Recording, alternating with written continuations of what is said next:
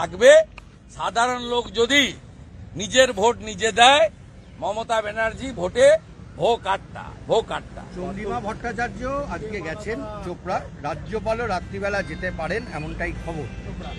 আমি মন্তব্য করব না। 4টে শিশুর মৃত্যু নিশ্চিতভাবে মর্মান্তিক। রাজ্যপাল মহোদয় তার রাজধর্ম পালন এর আগেও করেছেন। তিনি যখন ভাঙড়ে ক্যানিংয়ে গেছিলেন তখন আইএসএফ এর সমর্থকের বাড়িতে শুধু যাননি, তৃণমূলের সমর্থক যারা মারা গেছিলেন তার বাড়িতেও গেছেন। তো রাজ্যপাল মহোদয় কোথায় যাবেন তাকে ঠিক করতে হবে, এবং তিনি গেলে ক্ষতি কিছু নেই। আমি বিরোধী দলনেতা হিসেবে স্বাগত জানাবো। রেখা শর্মা বলেছেন তৃণমূলের একটা ক্যাম্প ভেঙে দেওয়া হয়েছে, 100 দিনের সহায়তা প্রকল্প ভেঙে দেওয়া হয়েছে, কি বলবেন দাদা? গোকুলনগরে 100 দিনের সহায়তার সঙ্গে তৃণমূলের কি সম্পর্ক? 100 দিনের সহায়তা প্রকল্পের সঙ্গে প্রথম প্রশ্ন করব, তৃণমূলের কি সম্পর্ক? রাজ্য সরকার টাকা দেবে ট্যাক্সের টাকা থেকে জনগণের, এখানে তৃণমূলের কি? প্রথম প্রশ্ন করব আনন্দবাজার অনলাইনকে, যে তৃণমূলের কি? বেল পাকলে কাকের কি? টাকাটা রাজ্য সরকারের, আমাদের ট্যাক্সের টাকা দেবে রাজ্য সরকার, এখানে তৃণমূলের কি ভূমিকা বলুন? আগে এটা আমাকে ক্লারিফাই করুন, তারপরে উচ্চ মাধ্যমিক সেন্টারের সামনে গিয়ে লাফালাফি করলে যে যেমন ভাষায় উত্তর দেওয়া উচিত সেই ভাষায় জনগণ উত্তর দেবে। মহিলা কমিশনের নেত্রী বলেছেন যে ওনার কাছে এখনো পর্যন্ত প্রচুর অভিযোগ জমা পড়েছে এবং উনি থানাতে দিয়েছেন, এবং ওনার বক্তব্য হচ্ছে অনেকেই বলেছেন তারা ধর্ষিত হয়েছে। রেখা শর্মা আজকে বলেছেন যে আরে এটা তো প্রমাণিত হয়ে গেছে। 10 তারিখ থেকে তৃণমূল লাগাতার বলছে সাজানো মিথ্যে, লাগাতার তৃণমূলের মন্ত্রী মুখ্যমন্ত্রী বলেছেন, বিধানসভার ভিতরে বলেছেন।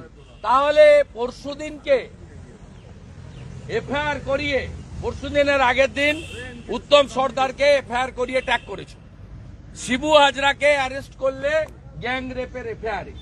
কে এফআইআর করলো? ওখানকার লোকাল কোন মাতৃমণ্ডলীর মধ্যে একজন। এফআইআর লজ করলো কে? মমতা পুলিশ। অ্যারেস্ট করলো কে?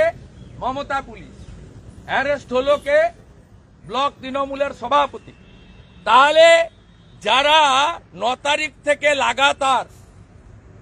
লাগাতার 16 তারিখ পর্যন্ত বলে এসেছেন, 15 তারিখ অবধি বলে এসেছেন কোন নারী নির্যাতনের ঘটনা ঘটেনি, ধর্ষণের ঘটনা ঘটেনি, তারাই কি তাহলে ঠেলায় না পড়লে বিড়াল গাছে ওঠে না?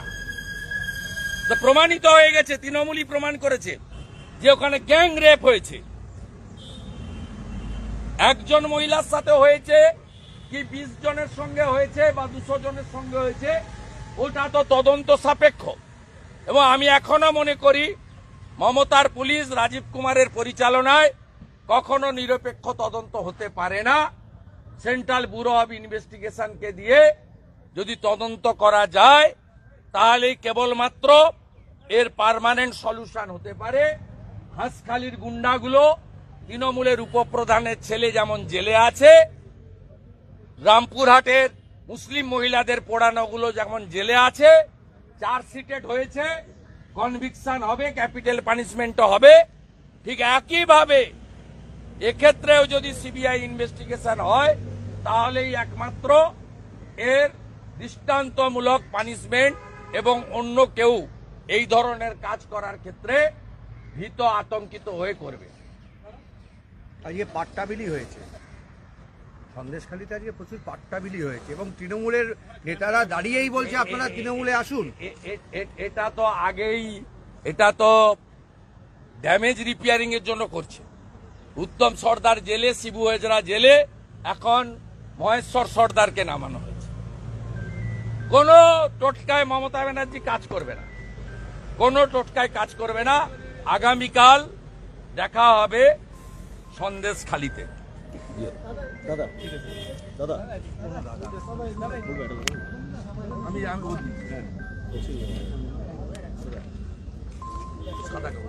এই রবিদা ক্যামেরা বার করো, ক্যামেরা বার করো।